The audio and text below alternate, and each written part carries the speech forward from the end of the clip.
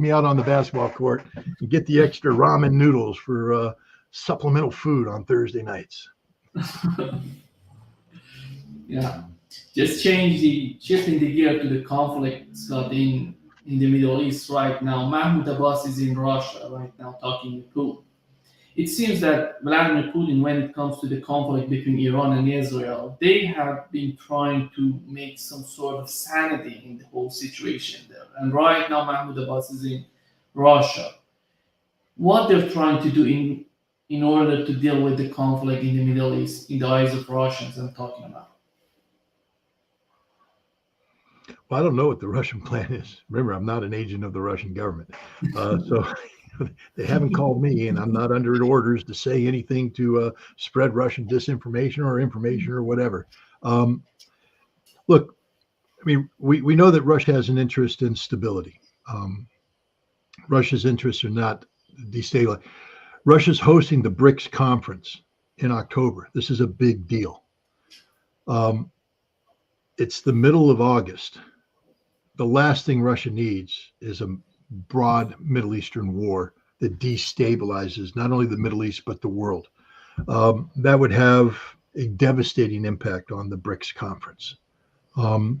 Iran, is a new member of BRICS, and Iran is looking for a new relationship with the world defined by its relationship with BRICS. And getting involved in a existential war against Israel is not in the national security interests of Iran, but Iran can't leave unanswered the assassination of the senior Hamas leader in Tehran by Israel. I think Russia succeeded in buying time. One of the important things that Russia did was immediately fly in military equipment. Primarily, I think S-400 surface-to-air missiles, anti-ballistic missiles.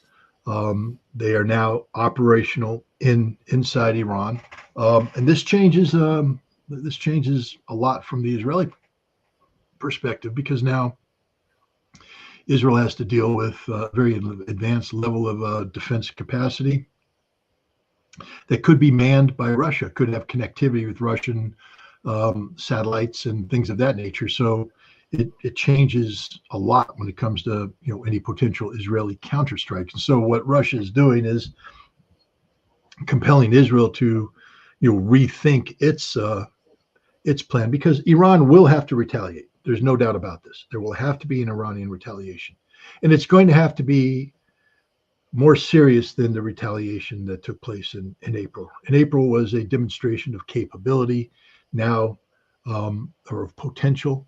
And now I think whatever Iran does is going to have to demonstrate that potential is reality, or else Iran loses any notion of deterrence, that Israel will have a green light to do anything it wants to do. So I think the Russians are talking about not just the Iranian retaliation, but then what happens next, because you can't say that you believe in bringing stability to the Middle East and all you do is limit Iranian retaliation, because after you limit that and the situation goes away, how do you resolve the underlying crisis that created this?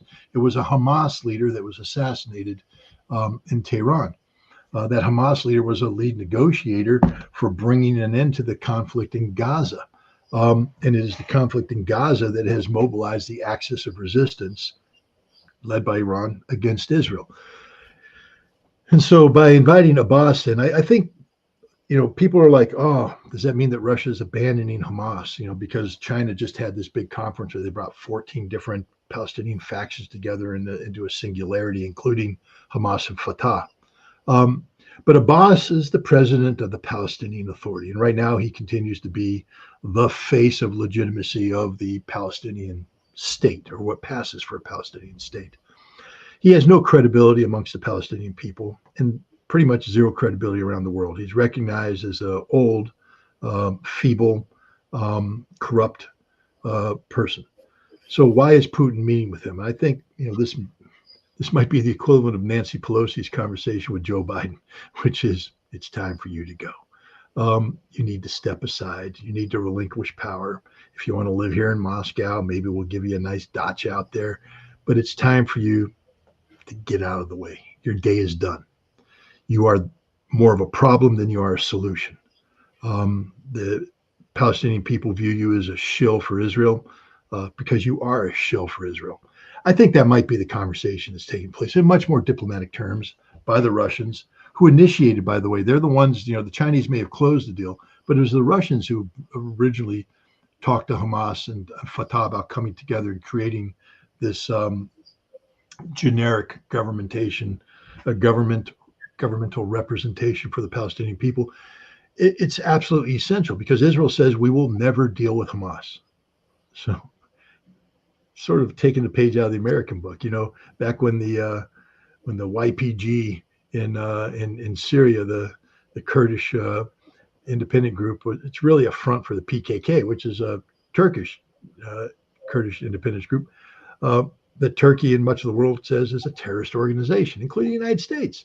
And yet we're dealing with the YPG, which is an adjunct to the PKK. And the United States is like, well, we can't deal with terrorists. How do we handle this? Why don't you guys just call yourself something different? We'll call you the Syrian Democratic Forces. Problem solved. You're still the same terroristic son of a bitch we were dealing with last week. We just changed your name. And, that's sort of the approach Russia's taking, which is let's take Hamas, blend them up with Fatah, and we got something different that's not called Hamas. And now the Israelis will have to deal with this. That's the idea, but they can't as long as Israel keeps interfacing with Abbas. As long as Israel says this is the legitimate face of the Palestinian people. So I think Abbas is the problem. Abbas has to go and make way for this new thing that China and Russia have come up with. That's just my assessment. Again, when I talked to my Russian controller this morning, he didn't have the up-to-date information. So I'm making a lot of this up. Oh, by the way, FBI, that's what's known as a joke. Get a sense of humor. And the other thing, Scott, would be why is this Iranian response to Israel taking too much time, in your opinion? What they're doing in Iran? Let's back up just a second here. One, Israel made it clear that if Iran attacks precipitously in a manner that brings about Israeli civilian casualties, that Israel will have to respond, and they will respond by attacking Iran's nuclear infrastructure. Some of that nuclear infrastructure is buried underground, and the conventional bunker busting bombs that the United States has provided to Israel can't penetrate it. Which means that if Israel were to follow through with its threat to attack the nuclear infrastructure, and that threat was to have any meaning that you have to destroy that which you attack, Israel will have to use a nuclear bunker busting weapon. That means that Israel would use nuclear weapons against Iran. And that's really an outcome nobody wants, because that just uncorks the nuclear genie, and it will never be recorked until Israel itself is destroyed by nuclear weapons, one way or another. And so Russia basically said, okay, we have to do a couple things. We have to buy time. So Russia bought time by immediately opening up the floodgates and giving, I don't know if that's the FBI deciding that I needed to go out of focus or what. Let me see if I can get back in focus. Yeah, it's good. There we go. All right. Thanks to the FBI technician who corrected that. Appreciate it. So the Russians bought time. They do that by providing capability. And the capability is designed to make Iran's nuclear infrastructure and other critical infrastructure a much more difficult target. Remember, hitting Iran is not going to be easy. Israel will have to, fly long distances. They will have to refuel, and then they will have to penetrate layered air defense to get to the target they want to bomb and then get out of there. Israel had a certain attack profile already determined based upon Iran's existing air defense capabilities. And they had rehearsed that because this is something that just doesn't happen on the seat of the pants. It's a very carefully rehearsed strike package that Israel's run through the Negev desert, and they have all their plans in, and they know how to do this. And Russia just made all the Israeli plans go away because now Israel has to deal with the S-400, which is a completely different ballgame. And Russia brought in other intelligence collecting capabilities, electronic warfare capabilities. Basically, they just made this problem of bombing Iran orders of magnitude more difficult. And so that's changed the Israeli response, which means now that Israel will have to increase its threshold of pain, because Israel isn't going to just go out there and blow things up if they can lose a whole bunch of pilots and a whole bunch of airplanes. They do risk management. And so by increasing the pain threshold, meaning that now Israel, in order to carry out that strike, they're going to have to lose a lot of equipment. That means that Israel now will be willing to absorb some pain as long as the pain delivered by Iran isn't as great. And so now Russia turns to the Iranians and says, if you need to attack, it needs to be a very focused attack on a very specific target, and no civilian casualties. And so Iran right now is revising its target planning, I believe. It has come up with a series of targets that it believes it can destroy, but it also believes that it won't result in civilian casualties. So the goal is to hit Israel and then absorb whatever Israel is willing to deliver, but it won't be strategic because of the Russian defenses, and then bring this thing to an end. Once again, to bring it an end. Nobody wants a wider war, and nobody wants a wider war more than Russia, because it will be devastating to the year of BRICS. This is the year of BRICS. BRICS is supposed to be the big thing, and right now, the Russian dream of BRICS dominance is being threatened by Ukrainian invasion in Kursk and this chance of a greater, wider, broader war in the Middle East between Iran and Israel. There are rumors behind the scene that they're saying that the United States and Iran are talking, negotiating behind the scene in order to bring some sort of settlement, political settlement to the conflict. Do you think, is there any reality in this type of rumors? The United States has a history of back-channel diplomacy with Iran. We saw that with the Iran nuclear deal. The JCPOA began with a series of secret meetings between people, including Jake Sullivan, by the way. Jake Sullivan was one of the original secret meters, back-channelists working with Iran.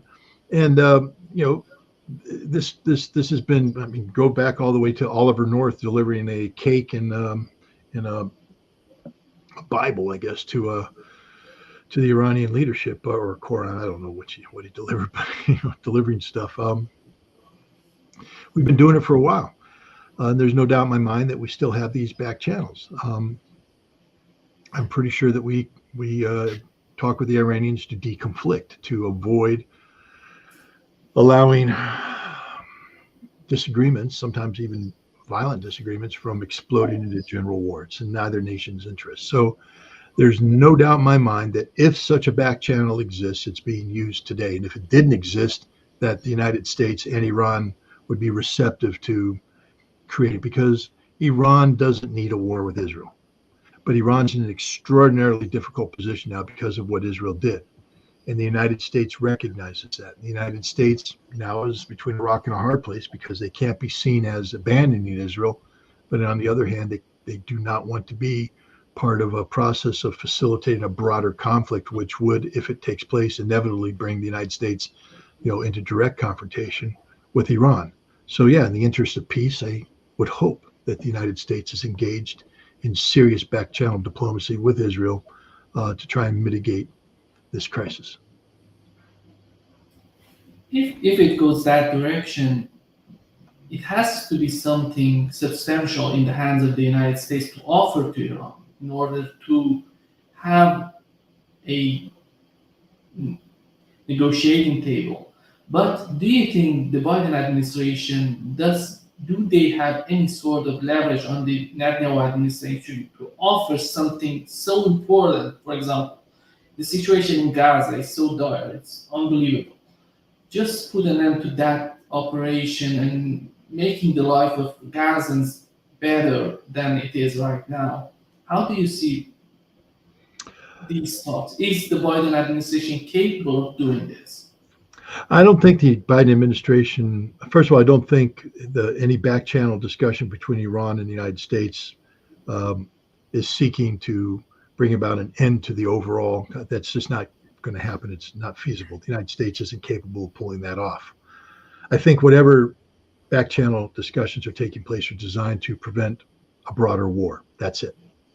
And then once that happens, then I think the United States is recognizing the importance of the role of Russia and China in this. And the United States will use whatever leverage it can against Israel to try and bring the 2 points together. This is a problem that will not be solved by the United States and the United States alone. So the idea that the United States is carrying out some sort of magic peace formula behind the scenes with Russia, I think is not founded in reality.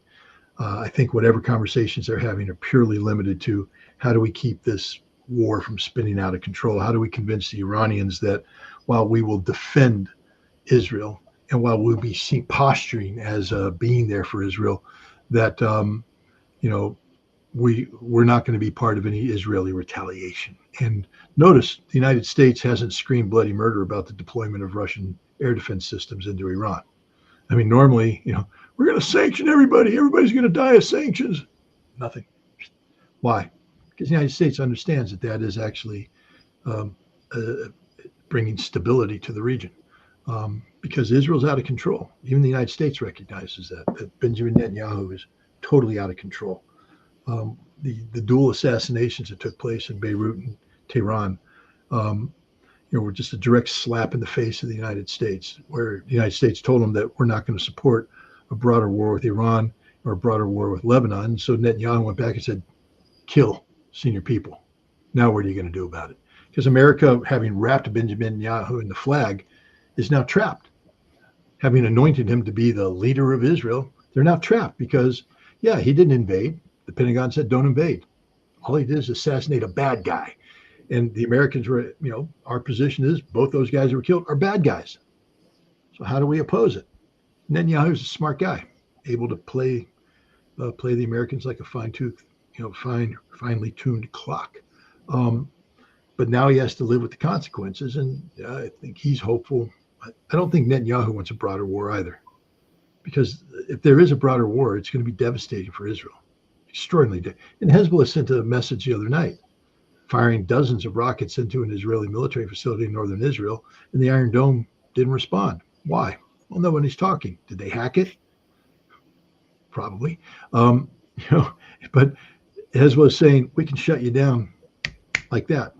And then the places you think are defended aren't. And if we can do it, so can Big Brother, because it was probably Big Brother that did it. If you don't think there's Iranian electronic warfare specialists embedded with Hezbollah, then you don't have any understanding about the Hezbollah-Iranian relationship. They know, Scott, from the latest attack of Iranian, latest and the first attack of Iranian on Israel, and the United States together with the United Kingdom, they know that they're limited in defending Israel at the end of the day. I think that's the reason that they have to talk with Netanyahu and his administration. We are limited, that you have to find another way of dealing with this problem right now. Because a greater war is not in the benefit of anybody, any party in this game. No, a greater war. I mean, we're limited.